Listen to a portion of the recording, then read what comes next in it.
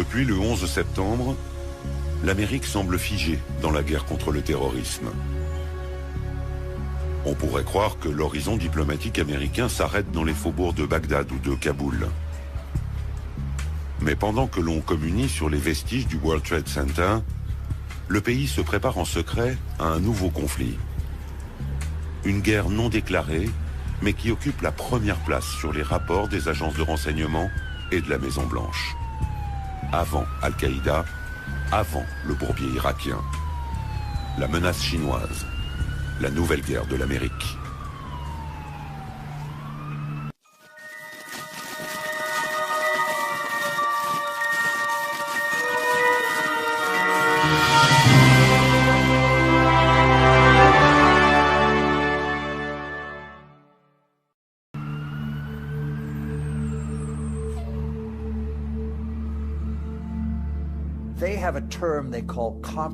Ils ont une expression, ce qu'ils appellent la puissance nationale globale.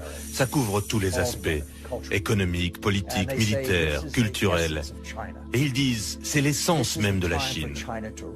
C'est le temps pour la Chine de se lever, l'époque de la Chine est arrivée, c'est le retour de la dynastie Tang. Nous sommes une grande puissance, nous sommes une puissance mondiale. Ils jouent l'ancienne stratégie de Sun Tzu, c'est-à-dire gagner le combat sans tirer une balle, ou plutôt gagner le combat sans perdre un seul homme. C'est la meilleure façon de gagner le combat. Et ils sont très imprégnés par ça, mais ils ont envie de se battre.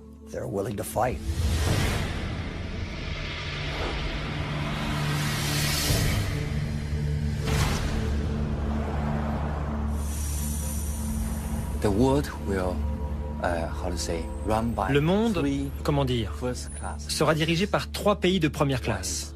Le premier, ce sont les USA, les États-Unis d'Amérique. Le deuxième, ce sont les USE, les États-Unis d'Europe. Et ensuite, c'est la Grande Chine. À l'heure actuelle, je pense que la possibilité de voir les États-Unis d'Europe comme une grande puissance est très mince. Mais que les États-Unis resteront au top, ça c'est certain. La Grande Chine, c'est assez probable. Donc j'ai tendance à croire que les rapports sino-américains, ce sera la relation bilatérale la plus importante dans les prochaines années.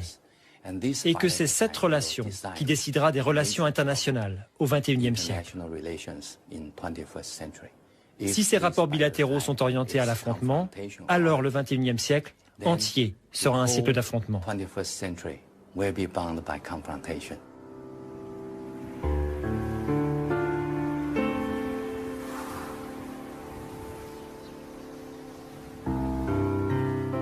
L'île de Kinmen, la véritable frontière entre les deux géants, le lieu ultime de leur face-à-face. Cette petite île appartient à Taïwan, mais elle n'est qu'à 2 kilomètres des côtes chinoises. La province du Fujian, dont on aperçoit les rives, inaccessibles, et où des centaines de missiles balistiques pointent vers Taipei. 24 heures sur 24, on observe ici depuis 60 ans la Chine communiste. L'île, régulièrement menacée par Pékin, a subi des milliers de bombardements. Elle n'a jamais cédé. L'Amérique a fait passer un message à Pékin. La chute de Kinmen serait le début d'un affrontement direct. Nous sommes dans le détroit de Taïwan. C'est ici qu'un affrontement militaire pourrait un jour commencer.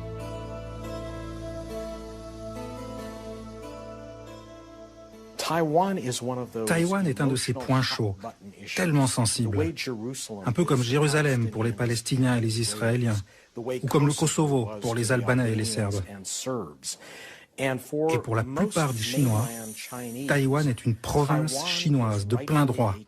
C'est un territoire dont ils sont persuadés qu'il a été volé par le Japon au moment de la guerre de 1895 et dont les États-Unis ont empêché la réunification au début de la guerre froide à cause de leur opposition au communisme.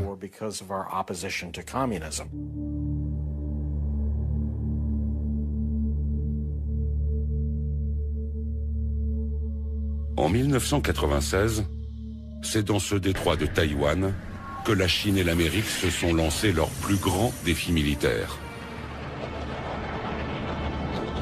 À Taïwan, les élections présidentielles en cours agacent le régime de Pékin.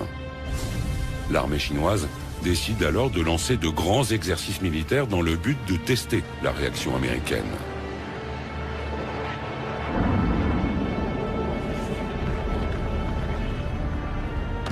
Après quelques jours de démonstration de force chinoise, Washington déploie 2 porte-avions.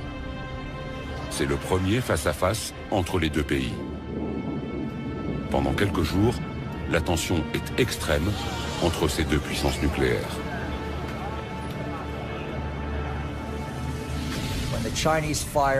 Les Chinois ont tiré des missiles balistiques à courte portée, à capacité nucléaire au nord et au sud des côtes de Taïwan. Ils ont effectué ce qu'on appelle un grand parcours au tir réel. Et le président Jiang Zemin était là. Ils utilisaient un langage très belliqueux. Et c'est là que nous avons envoyé un groupe de combat sur le littoral est. Et cette démonstration de force a réglé la question immédiatement. Les Chinois ont pensé que c'était excessif. Ils ont pensé qu'ils avaient un accord tacite avec les États-Unis et qu'ils pouvaient sans risque déplacer un arsenal limité pour montrer leur sérieux sur la question. Et que les Américains adopteraient une réponse très limitée et qu'après tout le monde reculerait. Alors ils ont vécu le déploiement d'un second porte-avions américain comme excessif et en quelque sorte humiliant parce qu'ils ne pouvaient rien faire pour retarder ou empêcher le déploiement de ces 2 porte-avions.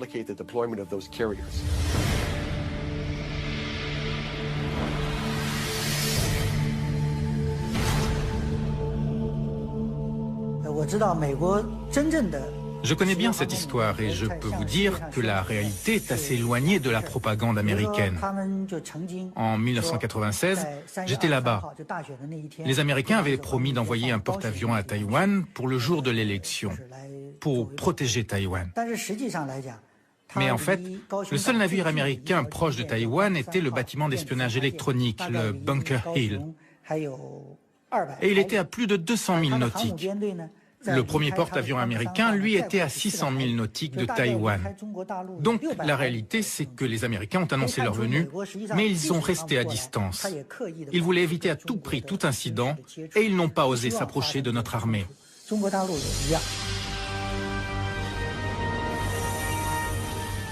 Même si les Américains n'ont pas pris beaucoup de risques, aux yeux du monde, ils ont réaffirmé un principe intangible de leur politique.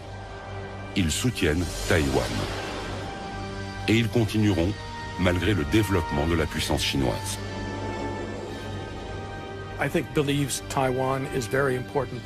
Je pense que les Américains croient que Taïwan est très important pour plusieurs raisons. Sans parler du fait qu'il s'agit de notre 8e plus grand partenaire commercial et de notre 6e plus grand marché pour les produits agricoles. C'est l'une des sources de semi-conducteurs de haute technologie. C'est très important pour l'Amérique. Même s'ils sont importés aux États-Unis via la Chine, ils sont fabriqués à Taïwan. Mais cela, bien sûr, n'est pas la seule raison. Je pense que la vraie raison, c'est que l'Amérique a une responsabilité envers Taïwan. C'est parce que Taïwan est une démocratie. C'est même la démocratie la plus vivante et la plus dynamique dans toute l'Asie de l'Est. Et c'est une démocratie qui est le fruit d'une pression du gouvernement américain. D'abord du Congrès, après 40 ans d'un régime très autoritaire venu du continent chinois.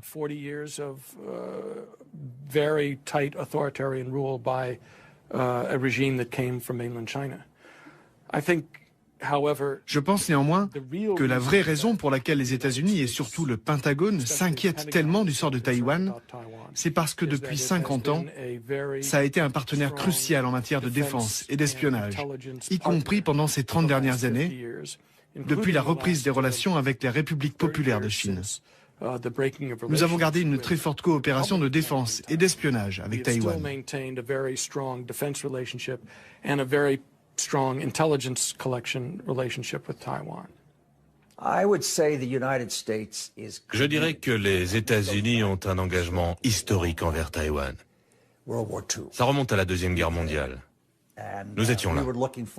Et on cherchait une puissante démocratie chinoise unifiée. Eh bien, on en a eu les 2/3. On a eu une Chine puissante et unifiée, mais pas démocratique. Maintenant, on appelle la Chine un partenaire responsable. Eh bien, nous en avons la moitié.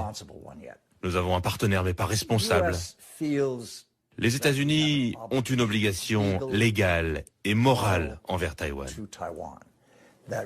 Nous ne pouvons pas rester sans rien faire et accepter une invasion par ce que nous considérons comme une puissance communiste autoritaire. C'est pas possible.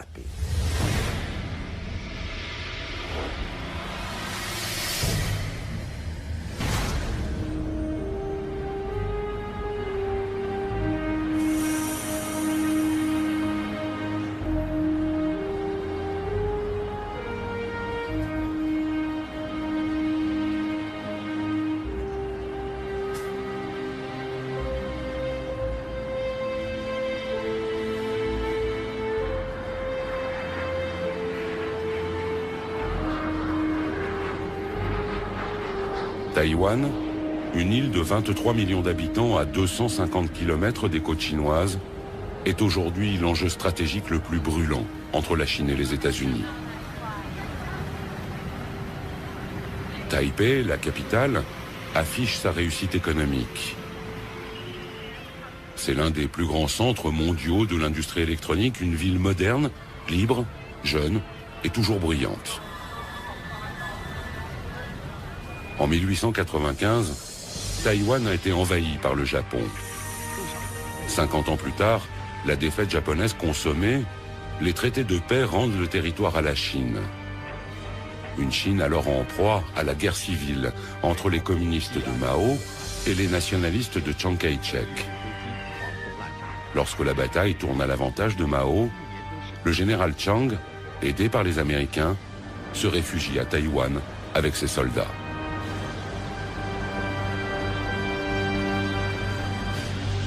Depuis, deux gouvernements chinois cohabitent. À Pékin, le régime communiste, qui contrôle tout le continent. À Taipei, le régime nationaliste, devenu petit à petit une démocratie, qui s'appelle République de Chine, mais qui ne contrôle que Taïwan. Officiellement, ces deux gouvernements affirment être les représentants légitimes de tous les Chinois.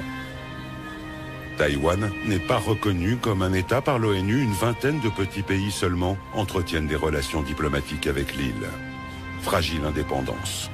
D'autant qu'à Pékin, on considère Taïwan toujours comme la 23e province de la République populaire, une province rebelle que le régime entend réunifier à la mère patrie. Je dirais qu'il y a deux motivations principales. Il y en a beaucoup d'autres, mais deux sont majeures. La première, c'est la fierté nationale, l'unification de la Chine. Ils y sont très attachés. Et c'est une force émotionnelle qui imprègne toute la Chine. Et vous ne pouvez pas la négliger, c'est sérieux, c'est puissant. La deuxième motivation est stratégique.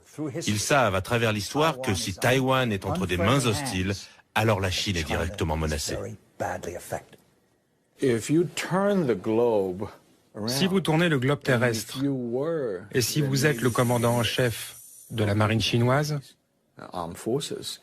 vous verrez que le seul moyen de protéger votre littoral, c'est d'étendre votre force de protection au-delà de votre territoire.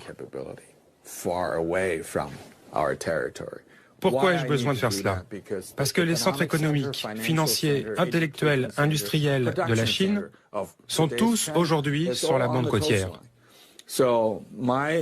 Donc la mission de la marine est d'assurer que personne ne menace cette zone pour que l'on puisse continuer à prospérer. Pour sortir de là, vous avez une grosse pierre, juste là. Vous pouvez aller ailleurs, mais il y a un obstacle. Une pierre qui bloque votre chemin, c'est Taïwan.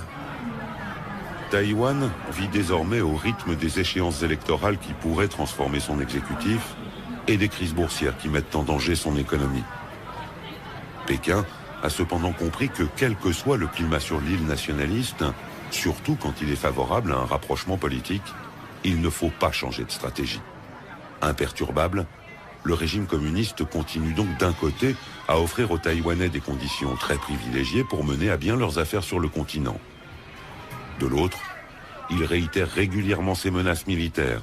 Si les Taïwanais expriment trop librement un besoin d'indépendance, ils vont devoir se battre. Quels que soient les aléas, la position de Pékin ne varie donc pas d'un iota.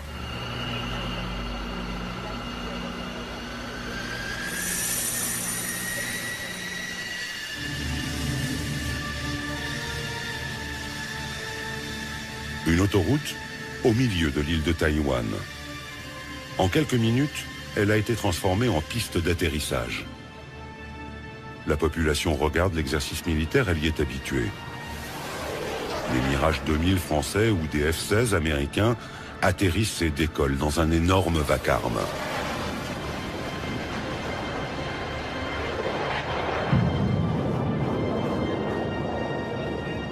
Face à l'incertitude du soutien américain, Taïwan organise sa propre défense. On sait ici que les aéroports seront les premiers visés. Les stratèges des deux côtés du détroit affirment que la guerre sera d'abord une bataille aérienne.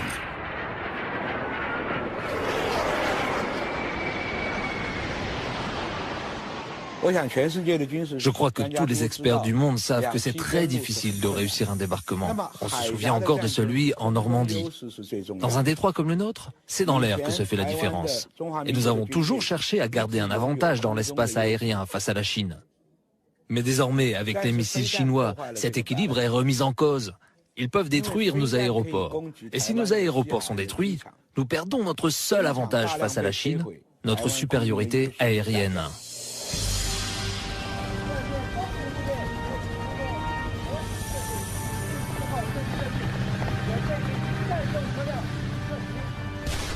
Les forces taïwanaises se concentrent donc dans l'armée de l'air, mais aussi dans les forces spéciales terrestres. Elles s'entraînent pour faire face à l'armée populaire de libération chinoise.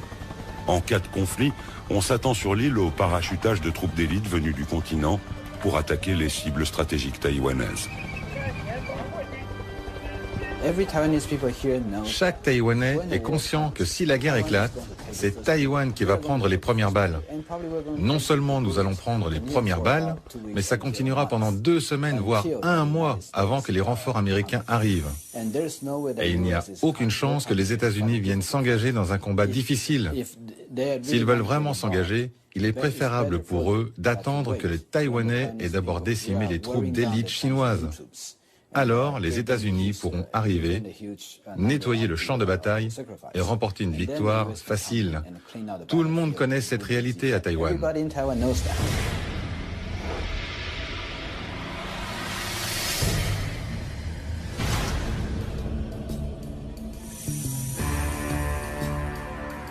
À Washington, on réfléchit tous les jours sur le scénario du prochain affrontement. On sait que la puissance militaire chinoise a considérablement progressé. Mais le Pentagone garde le mystère sur ses intentions en cas de nouvelle crise taïwanaise. Le soutien américain à Taïwan n'est pas automatique et il ne l'a jamais été. Les États-Unis ont toujours gardé la même politique ambiguë dans laquelle ni Pékin ni Taïwan ne peuvent savoir quelle sera la réponse américaine dans certaines circonstances.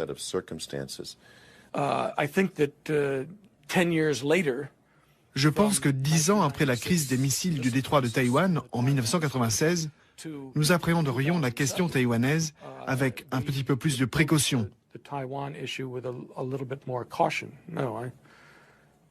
Non, en fait, avec beaucoup plus de précaution. Ce que cela veut dire, je pense que nous effectuerions probablement un pont aérien vers Taïwan et que nous enverrions un contingent militaire à Taïwan plutôt que de prendre le risque d'exposer à nouveau nos porte-avions.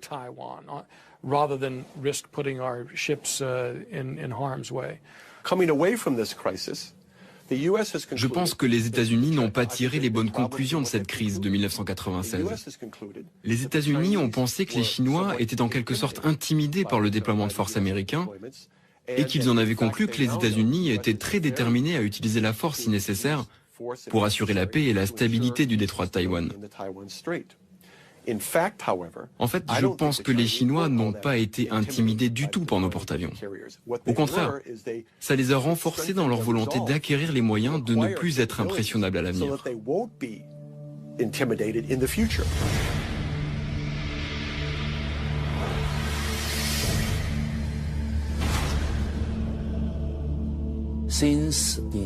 Depuis 1996, c'est-à-dire depuis la confrontation entre la Chine et les États-Unis dans le détroit de Taïwan, je pense que la modernisation de l'armée chinoise s'est accélérée. Et nous voyons, comme le monde entier, les progrès réalisés. Maintenant, la Chine possède le J-10. C'est un avion de combat de la 3e génération. Ce qui fait de la Chine le 3e pays indépendant à produire des chasseurs de 3e génération. Je pense que c'est un signal fort en direction des États-Unis pour montrer l'avancée de la modernisation militaire chinoise. If China's own terminal objective is trying to so-called unify Taiwan by using Si leur but final est de prendre Taïwan par la force, je pense que la capacité militaire est suffisante. But I don't see that. Mais selon moi, ce n'est pas leur but. Car ils augmentent leur budget militaire depuis des décennies, presque chaque année avec un pourcentage à 2 chiffres. Et leur budget n'est pas transparent. On peut estimer qu'en réalité, les chiffres sont 2 voire 3 fois plus élevés que les budgets qu'ils publient. The current budget that they made it public. So why they are doing it? Alors pourquoi font-ils ça? Ils essaient même de montrer qu'ils ont la capacité de détruire des satellites dans l'espace. The satellite circling around in space. Why they did it? Et pourquoi font-ils ça? Parce qu'ils veulent montrer au monde entier qu'ils sont capables de devenir un jour la superpuissance capable de dominer même les États-Unis. United States.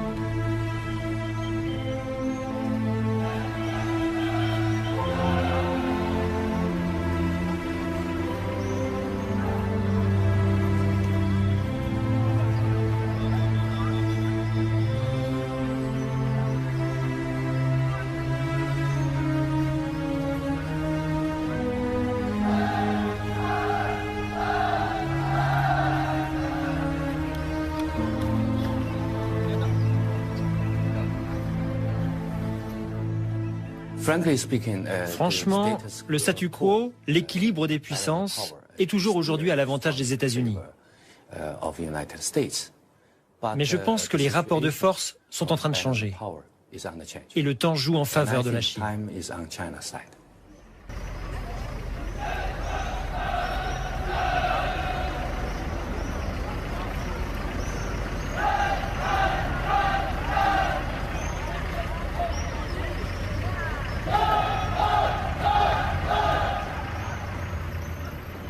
Depuis la crise de 1996, les États-Unis et la Chine ont eu souvent l'occasion de tester leur détermination respective. De petits conflits, parfois publics, parfois secrets, qu'il faut lire aujourd'hui comme les traces de la programmation de l'affrontement entre les deux puissances. Le 7 mai 1999, en pleine guerre du Kosovo, l'OTAN bombarde l'ambassade de Chine à Belgrade. 3 morts parmi les Chinois présents. Erreur militaire, affirme l'organisation, la CIA aurait fourni de mauvaises cartes.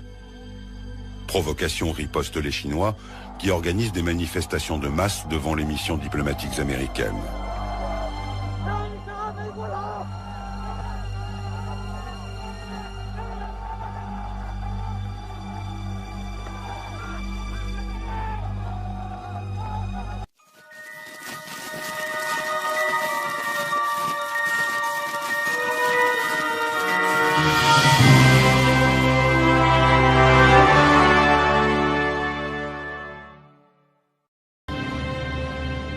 L'armée populaire de libération progresse ainsi à chaque petite bataille. Elle analyse toutes les techniques et les stratégies américaines. C'est presque une obsession à Pékin. Le développement militaire chinois est entièrement tourné vers une confrontation avec les États-Unis. En 1996, la Chine a compris que les porte-avions étaient la principale menace. Elle a donc cherché à développer des armes pour les contrer. Il y a plusieurs choses que les Chinois ont fait au cours des dernières années pour améliorer leur potentiel. Par exemple, ils ont construit un grand nombre de sous-marins, des sous-marins diesel, plus sophistiqués. Et contrairement à ce que beaucoup de gens pensent, beaucoup de sous-marins diesel sont plus silencieux que certains sous-marins nucléaires. Ils sont très difficiles à repérer. Les Chinois ont développé un grand nombre de ces nouveaux types de sous-marins diesel. Ils ont aussi mis au point de nouveaux navires de guerre de surface. Ces deux compétences peuvent avoir des conséquences concrètes sur la situation taïwanaise. Et les Chinois ont aussi fait patrouiller des sous-marins dans certaines circonstances, bien au-delà de Taïwan. Ils les ont déployés autour de Guam, qui est maintenant en train de devenir une zone de présence militaire américaine accrue dans le Pacifique. Ils ont montré en faisant ça qu'ils ont la capacité de déployer des sous-marins en eau très profonde, très loin de leur base. Et c'est devenu une préoccupation pour n'importe quel commandant américain qui souhaite envoyer un groupe aéronaval près de Taïwan. Le 26 octobre dernier, notre porte-avions, le Kitty Hawk, était dans les environs d'Okinawa. Et tout d'un coup, on a vu émerger au milieu du groupe aéronaval un sous-marin chinois très moderne que personne n'avait vu ni détecté. Il a fait surface à quelques milles nautiques à peine du Kitty Hawk. Et on sait que ce sous-marin était équipé de torpilles très perfectionnées et que s'il l'avait voulu, il aurait pu nous couler notre porte-avions. Les Chinois savent que nous sommes militairement dépendants de deux choses en Asie. Numéro 1, les satellites. Numéro 2, les porte-avions. Eh bien, ils nous ont montré qu'ils peuvent neutraliser ces deux forces. Est-ce qu'ils vont le faire? Je n'y crois pas. C'est ce qu'on peut appeler une guerre psychologique.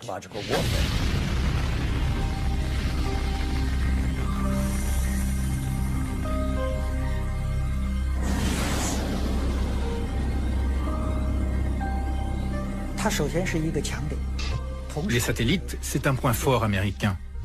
Mais si on regarde bien, ça peut être aussi un point faible. Avec ces satellites, les États-Unis peuvent déployer tout leur réseau de communication. Et c'est une faiblesse. Aujourd'hui, on a pu le vérifier lors des derniers conflits. L'armée américaine dépend trop de son électronique et des satellites. Cette dépendance aux satellites me fait penser à la légende grecque. Vous savez, le géant Achille qui était invincible, sauf si on atteignait son talon. Eh bien, les satellites, c'est un peu le talon d'Achille américain. Le 11 septembre 2006, l'armée populaire de libération envoie un missile détruire un de ses propres satellites. L'explosion spatiale est évidemment immédiatement détectée au Pentagone. Il y a un peu d'affolement à Washington. Personne n'avait prévu cette initiative chinoise. Les Chinois possèdent un programme anti-satellite depuis quelque temps maintenant. Il est tout d'abord conçu comme un élément de dissuasion envers les États-Unis et il est aussi destiné à compliquer les décisions américaines en cas de crise. Donc oui, je pense que le tir récent qui a mis hors service leur propre satellite était destiné à envoyer un signal aux États-Unis.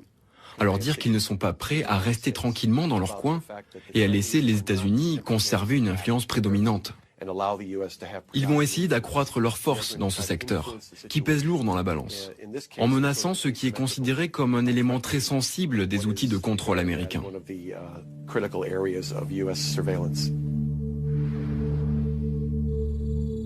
L'armée chinoise a aussi développé un autre système pour aveugler les satellites américains. Des lasers géants qui ne les détruisent pas, mais qui les aveuglent suffisamment pour les rendre inutiles. Ça n'est pas de la science-fiction, mais une technologie déjà en service. Et puis, il existe une arme plus terrible encore, une arme que les Américains ou les Français maîtrisent déjà et que l'armée chinoise a développée en priorité.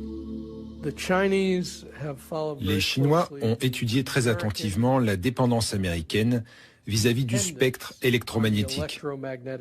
L'utilisation des communications et d'un réseau entre les satellites, les navires et le système de commandement sur le champ de bataille. Ils ont vu ce qui s'était passé pendant la première guerre du Golfe, ce qui s'était passé au Kosovo. Ils ont observé en Afghanistan et la deuxième guerre du Golfe. Et ils se sont rendus compte que nous sommes de plus en plus dépendants du spectre électromagnétique et de la qualité des communications. L'arme à impulsion électromagnétique, qui est créée en faisant exploser une arme nucléaire, grille généralement les transistors et empêche ce genre de communication. L'arme à impulsion électromagnétique déclenche à partir d'une explosion nucléaire une onde électromagnétique. Lorsque cette onde atteint des bateaux ou des avions, elle détruit instantanément tous les équipements électroniques embarqués. Personne ne meurt si on est suffisamment loin de l'explosion nucléaire. Mais les bâtiments de guerre américains, totalement dépendants de l'électronique, seraient immédiatement hors service. Le rapport du Pentagone décrit une arme qui utilise une explosion nucléaire pour générer une arme à impulsion électromagnétique, autrement dit EMP. J'ai demandé à des responsables du Pentagone pourquoi vous ne dites pas qu'ils ont généré leur EMP de façon conventionnelle. Et ils ont répondu, nous ne voulons pas qu'ils sachent que nous le savons. L'EMP généré de façon conventionnelle pose moins de problèmes et est plus utilisable ou plus pratique, car lorsque vous l'employez, il n'y a pas de retombée nucléaire. Il y aura moins de protestations internationales. Ils possèdent déjà cette arme.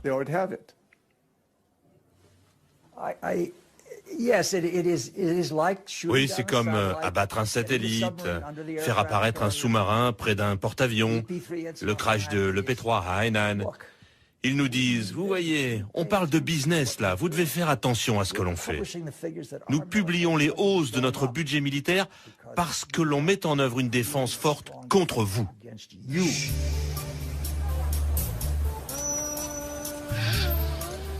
Cette puissance que la Chine développe n'est pas seulement militaire. Le régime a compris qu'il devait utiliser chaque citoyen, chaque entreprise, chaque organisation dans sa confrontation avec les États-Unis. Une course à l'armement n'aurait pas de sens contre Washington. C'est une guerre pour l'énergie, les médias, la culture, les matières premières. Et face à une Amérique qui surconsomme, qui se surendette, une Amérique obèse de ses propres excès, la Chine oppose sa meilleure arme, sa vertigineuse croissance économique. La nouvelle menace, ce n'est pas la menace militaire classique, l'affrontement direct d'un pays contre un autre. Aujourd'hui, ce n'est plus canon contre canon, avion contre avion ou tank contre tank. L'affrontement prend beaucoup de formes, sur beaucoup de terrains. Par exemple, la finance ou les médias. Il peut y avoir des attaques dans tous ces domaines. Le but, le résultat de ces conflits d'un nouveau genre sont le même que dans toutes les guerres. On veut forcer l'adversaire à accepter sa volonté. C'est toujours une guerre, mais ce n'est plus la guerre militaire conventionnelle. La guerre aujourd'hui dépasse ce domaine militaire. C'est ce que nous appelons la guerre sans limite. Il faut apprendre à décrypter les batailles de cette nouvelle guerre. Parfois, ce sont de tout petits événements qui semblent anodins à première vue. Ainsi, le 27 février 2007, les principaux indices boursiers américains plongent. Paris vient de perdre 3%, New York dévisse. À l'origine de ce mini-crack, une tornade qui est née à l'autre bout du monde, à Shanghai. La bourse de la ville vient subitement, sans raison, de perdre 9%. Et elle entraîne toute la planète dans sa chute. Personne ne comprend vraiment ce qui s'est passé. Mais à New York, on médite la leçon. La Chine vient de démontrer qu'elle peut utiliser sa nouvelle puissance économique pour déstabiliser ses adversaires, surtout quand ils sont affaiblis, comme les États-Unis, par la crise des subprimes. La Chine utilise son économie de plusieurs manières. D'abord parce que ça lui donne de l'influence. En Asie du Sud-Est, partout dans le monde, ils investissent de l'argent lorsque leurs dirigeants visitent les capitales, ce qui leur permet de signer des accords. La deuxième manière, c'est qu'ils font juste savoir ce qu'ils pourraient être capables de faire. Par exemple, les 1,2 milliard de dollars de réserves de change chinoises en 2007. 40% de cette somme sont investis dans des bons du Trésor américain. Si Pékin décidait de transférer ces investissements en euros, ça serait très douloureux pour les États-Unis. Mais Pékin n'a pas besoin de le dire. Il a juste besoin que ça se sache. Et à Washington, on ressent une grosse migraine.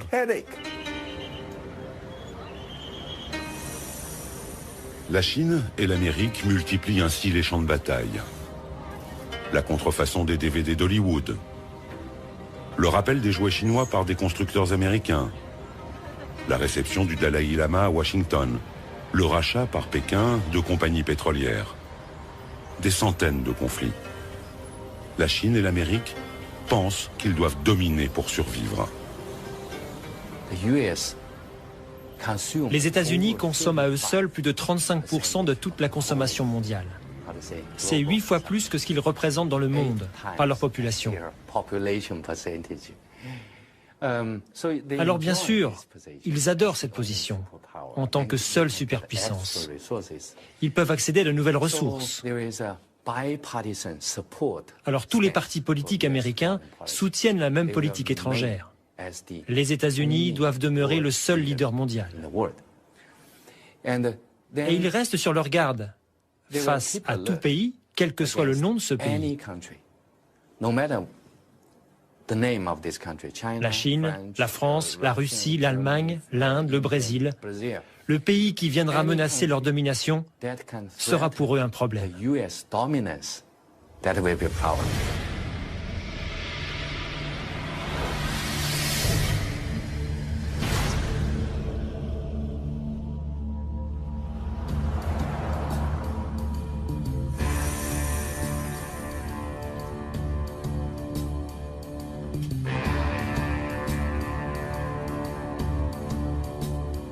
À Washington, la Chine est devenue la première préoccupation de toutes les administrations.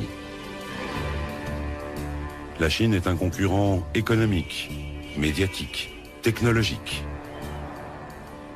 L'hégémonie mondiale ne se mesure plus au nombre de têtes nucléaires.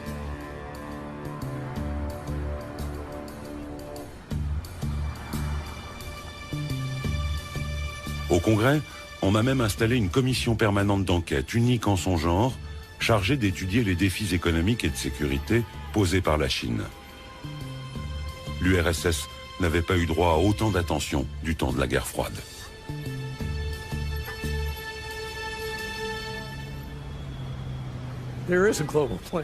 Il y a un projet global de la part de la Chine. Ils en ont même deux. L'un a démarré en 1986, appelé le programme 863, et l'autre en mars 1997, appelé le programme 973. Le premier, le programme 863, appelé aussi Opération Torche, était conçu pour repérer et rapporter à la Chine des technologies à double usage. À la fois pour améliorer la technologie de base chinoise dans l'économie et l'industrie, et en même temps pour améliorer ses capacités militaires. C'est quelque chose de bien organisé, vous savez. Chaque industrie reçoit chaque année du gouvernement central une liste d'objectifs à atteindre et la main-d'œuvre pour y arriver. Donc oui, c'est organisé. Ce n'est pas parfait, mais c'est organisé. L'autre, le programme 973, est conçu, lui, pour améliorer leurs capacités de recherche fondamentale et d'innovation. Les gens aux États-Unis accordent trop d'attention à la Chine. Donc ils sont trop émotifs pour tout ce qui concerne la Chine. Alors cette émotivité entraîne de mauvaises interprétations. Ça n'aide pas à y voir clair. Je pense que la réalité, c'est que la puissance économique chinoise est encore loin devant, non, loin derrière celle des États-Unis, sans parler de sa puissance militaire.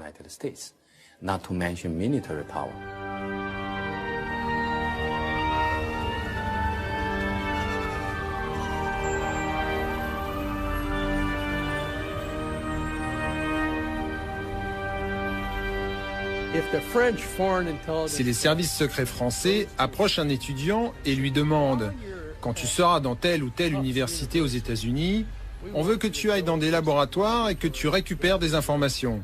L'étudiant peut répondre « Je suis occupé, ça va me déranger dans mes études ».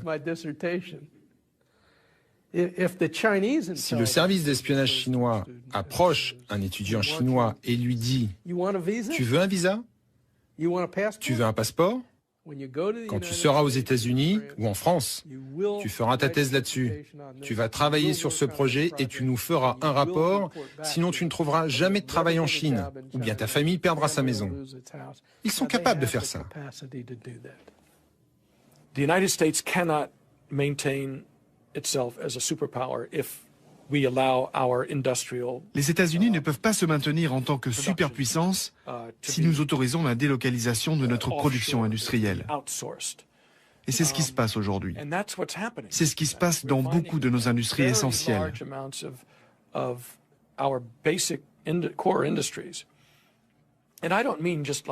je ne parle pas simplement de l'acier. L'acier en fait partie, comme le cuivre. Vous savez, toutes ces ressources fondamentales. Mais aussi les secteurs comme les semi-conducteurs. Quand on sait que notre industrie de semi-conducteurs est passée de 12 usines de fabrication de haute technologie à 3, car de plus en plus sont fabriquées à Taïwan et au Japon, non, pas au Japon, à Taïwan et en Corée du Sud, et jusqu'en Chine. Si on autorise notre haute technologie comme l'électronique la plus pointue, la science, la recherche et développement à être délocalisée en Chine, alors on ne peut pas survivre en tant que superpuissance. We can't survive as a superpower. Cette guerre technologique culmine dans le cyberespace. La Chine et les États-Unis forment des armées de soldats numériques qui espionnent ou attaquent les réseaux de l'ennemi.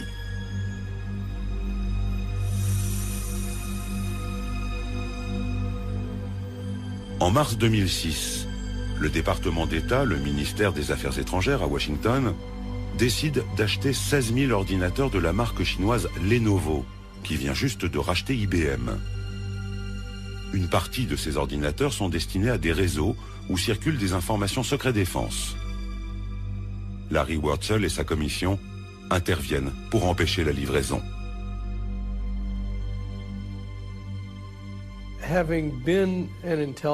J'ai été un officier des services secrets pendant longtemps, 25 ans dans l'espionnage militaire.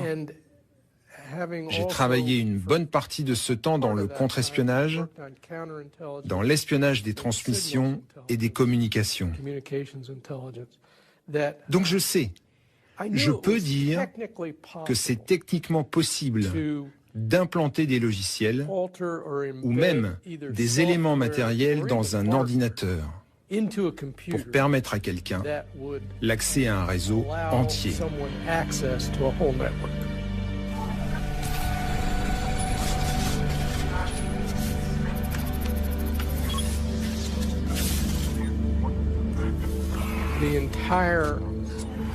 L'administration du contrôle des exportations, tout comme le ministère du Commerce, a été attaquée, mis hors d'usage, par ce qui s'est avéré être des pirates informatiques chinois. Le département d'État lui-même a perdu un service et tous ses ordinateurs à cause de ces mêmes pirates chinois. Le système informatique de l'Université de la Défense nationale a été éteint. Et l'Université de la Marine a dû elle aussi arrêter son système informatique. D'autres réseaux informatiques du gouvernement ont été attaqués. Le général Cartwright, le commandant du centre de stratégie, a récemment témoigné devant le Congrès à ce propos. Donc je savais tout ce qui se passait et je sais encore ce qui se passe. On l'a appris grâce à cette commission parce que nous avons accès aux informations confidentielles. Je peux juste dire que dans beaucoup de cas, les États-Unis savent que ces attaques viennent de la Chine et savent qu'elles viennent même d'organisations spécifiques en Chine. Mais je ne peux pas divulguer d'autres détails.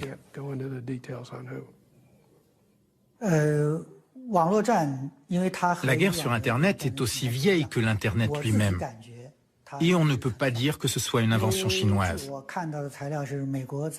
La CIA et la NSA américaine emploient au moins 25 000 personnes sur Internet.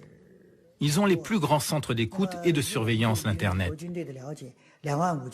Donc c'est vrai, la guerre existe sur Internet, la guerre a commencé sans qu'un missile ne soit lancé, sans que le monde ne s'en aperçoive. La guerre a commencé par tous ces moyens nouveaux. Beaucoup de technologies civiles ont aussi des applications militaires. C'est notamment le cas de toute l'industrie électronique ou de l'Internet. Ce sont de nouveaux champs de bataille de la guerre sans limite.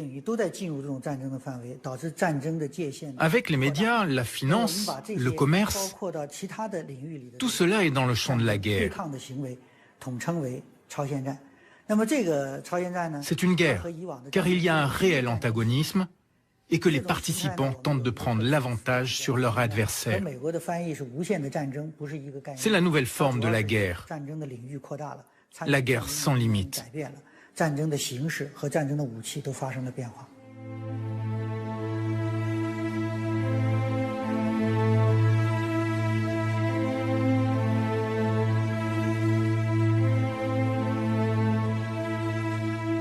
Cette guerre sans fin a déjà commencé.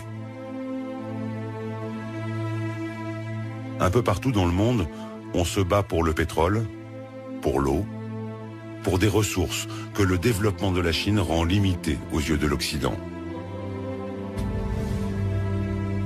L'Amérique utilise sa domination militaire pour asseoir sa puissance et garantir ses approvisionnements. La Chine propose une stratégie asymétrique. Elle cherche les points faibles de son adversaire. Cette guerre se manifeste désormais partout dans le monde. En Corée du Nord, en Birmanie, en Iran, au Darfour, partout où la planète brûle, la Chine et l'Amérique s'opposent en coulisses. Rappelez-vous Deng Xiaoping, il ne peut pas y avoir deux tigres sur la même colline.